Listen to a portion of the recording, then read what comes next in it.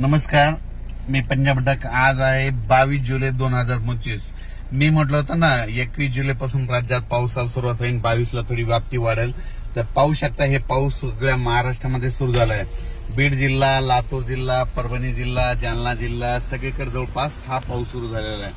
आणि राज्याला आणखी शेतकऱ्याला सांगू इच्छितो की राज्यामध्ये 21, 22, 23, 24, 25, 26 तारखेपर्यंत दररोज वेगवेगळ्या भागात चांगला जोराचा पाऊस पडणार आहे.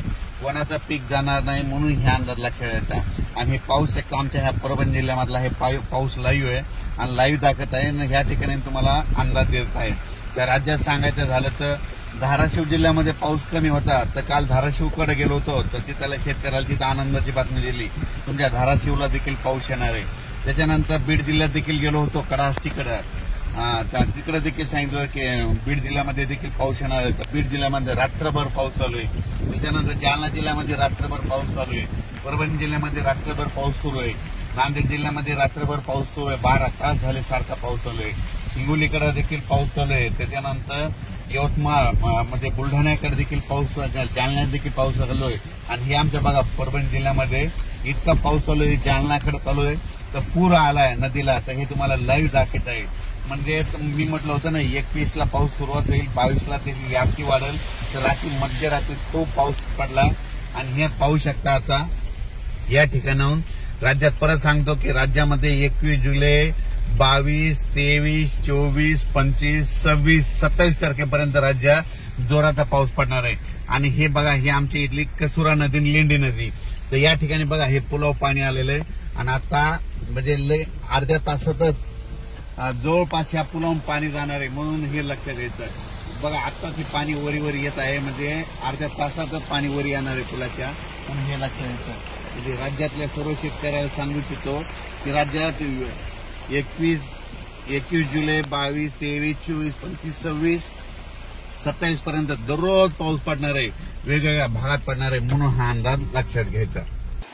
हे पाहू शकता, ही आमची इथली कसुरा नदी आहे. आता पाणी आणखीन 10 मिनिटात याच्यावर पाणी जाणार नाही, हे वाहनं बंद होऊ शकते म्हणून पाहू शकता की इतका पाऊस पडलाय. म्हणजे मी म्हटलं होतं ना शेतकऱ्याला, बीड जिल्ह्यातल्या शेतकऱ्याला घाबरू नका, परभणी जिल्ह्यातल्या घाबरू नका, राज्यामध्ये पाऊस येणार आहे, कोणाला काही घाबरायची गरज नाही. पाहू शकता हे पाणी आलेलं आहे.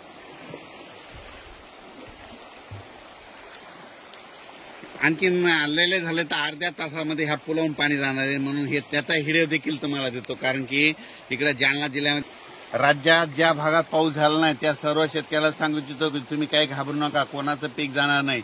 तुम्हाला एक सांगू इच्छितो, ज्या भागात झालं नाही त्यांच्या भागामध्ये आज 22 तारखेला, उद्या 23, 24, 25, 26, 27 तारखेपर्यंत धुळे जिल्हा, नंदुरबार जिल्हा, जळगाव जिल्हा, नाशिक जिल्हा, लातूर, त्याच्यानंतर शिर्डी, कोपरगाव, त्याच्यानंतर इकडे संगमनेर तालुका, त्याच्यानंतर इकडे राहुरी तालुक्यामध्ये, त्याच्यानंतर इकडं 2 तालुक्यात, म्हणजे ज्या भागात पाऊस पडलेला नाही तिकडे देखील पाऊस पडणार आहे.